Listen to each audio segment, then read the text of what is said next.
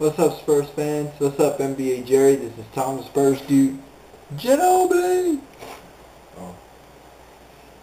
Tom the Spurs dude talking 30 teams in 30 days update. This is my video. I'm going to be kind of brief with this video because I don't have much time to make it, but I hope I can answer you guys' questions on the Spurs. First off, the San Antonio Spurs. Who owns them? The owner of the Spurs is Peter Holt. Peter Holt owns a Caterpillar company in San Antonio around the state of Texas. Construction company.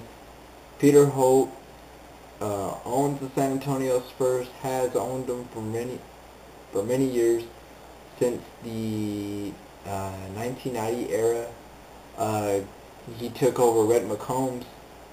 Red McCombs used to own the San Antonio Spurs back in the ABA days with George Gervin and James Silas and Artis Gilmore back then. Peter Holt has done a fantastic job when it comes to an NBA owner. He has been able to win with the Spurs, been able to put a team together for the Spurs to win multiple championships, which include 99, 2003, 2005, and 2007. Peter Holt is one of the greatest owners in the NBA, and you can ask many Spurs fans, and they will agree with you when they say that Peter Holt is a very good owner. General managers, R.C. Buford. R.C. Buford, like I said about Peter Holt, has got to be one of the greatest, if not the best, general manager in the NBA. R.C. Buford has done a fantastic job accumulating players for the Spurs throughout the seasons. He's been able to put pieces together to make the Spurs a winning championship squad year in and year out, a playoff contender, if you will. They have constantly been into the playoffs, and a lot of that has to do with R.C. Buford.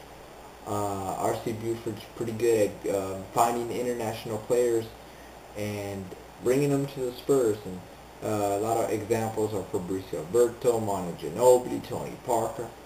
The list can go on. But how do I think the Spurs are going to fare this season? Good question. I think the Spurs will go 50 and 32. I think that's how many wins and losses they'll have. Maybe 50 and 32. I could be wrong. But, 50 and 32 sounds pretty reasonable when you look at the fact that last year, they had the similar record. Right now, 5 games going into the season. I believe they'll go 5 and... They'll go 4-1. They'll go 4-1. They play the Clippers twice. They play the Phoenix Suns, the Houston Rockets, and the Charlotte Bobcats, I believe. They will go 4-1. They'll lose to the Suns, I guess. But even then, I don't think Phoenix will win.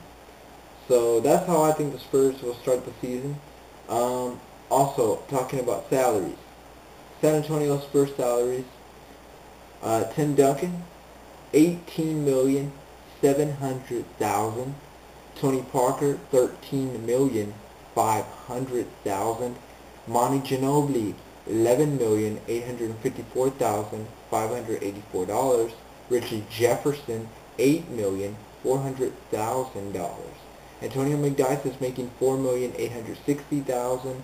Matt Bonner's numbers, don't got those. Sorry about that. Tiago Splitter will be making $3,400,000. James Anderson, $1,361,400. George Hill, $1,157,000. 160. Yeah. DeJuan Blair, $918,000. Alonzo G will be making $762,195, and Curtis Gerald, $762,195. The grand total for the Spurs amount, $64,913,339.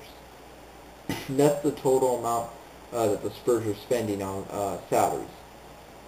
Um, Talking about the new players on the team: James Anderson, Thiago Splitter, Gary Neal.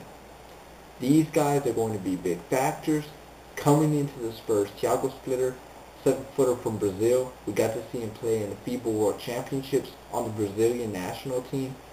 Did very well. I love the way he played. He's really good at the pick and roll. I think he'll come in and fit in really good for the Spurs. James Anderson from Oklahoma State, another three-point shooter that the Spurs were looking for, another good guard that they were in need of, and Gary Neal, another three-point shooter as well.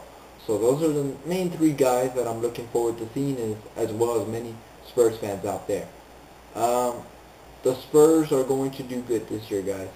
They're going to make the playoffs. Like I said, they're always there. You know, they're never too old to do it. And the